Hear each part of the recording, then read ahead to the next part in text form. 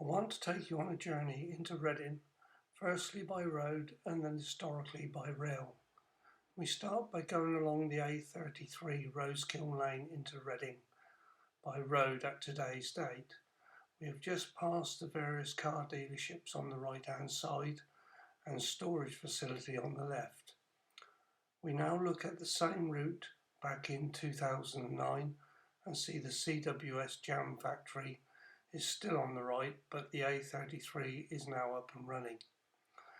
We now go onto the bridge on Berkeley Avenue and look over towards Reading and see this, but if we look back into the 1950s we would have seen this.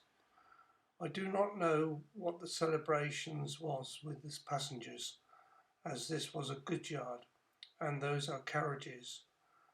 This photo shows different views of the coal yard with Brook Street West and Garnet Street in the background.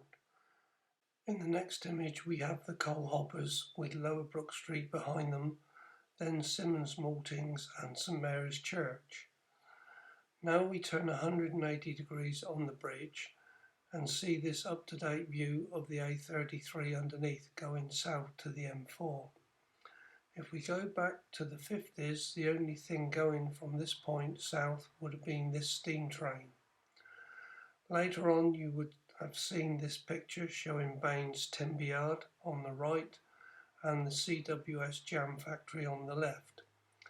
In the next section we are lucky enough to have a clip of film showing the steam train pulling into Reading Central Goods Depot in Coley. The people look very excited and it is unusual to see a passenger train. It may have been a day trip to the coast like Weymouth, whose railway line run right up to the ferry. As you can see now, Baines Timber Yard has all but disappeared and the engine is being uncoupled to pull the carriages out of the coal yard rather than push them. The people in this picture seem very excited, so whatever the occasion was, it must have been happy. This image shows a train in the 1950s south of Bucknell's Farm.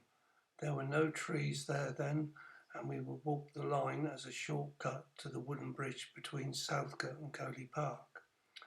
In the next clip of film you can see the train coming round the bend behind the houses of the estate, and then it would go under the wooden bridge to the Southcote Junction.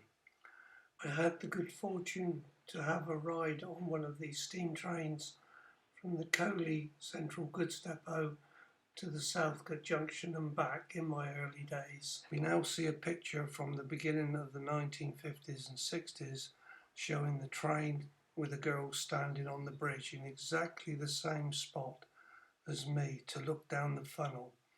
And this photo is the main line going south. And in the next image we have the view of the bridge looking at the Coley Flats. Finally, with the progress we have all this destruction.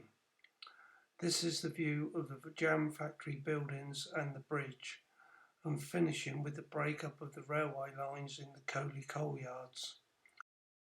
But before we leave the destruction of the Coley Branch Line, I would like to show you this, which is still there today.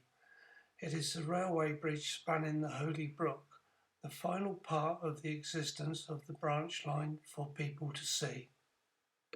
The ironic thing now is that they are thinking of putting a railway line into Reading from Green Park.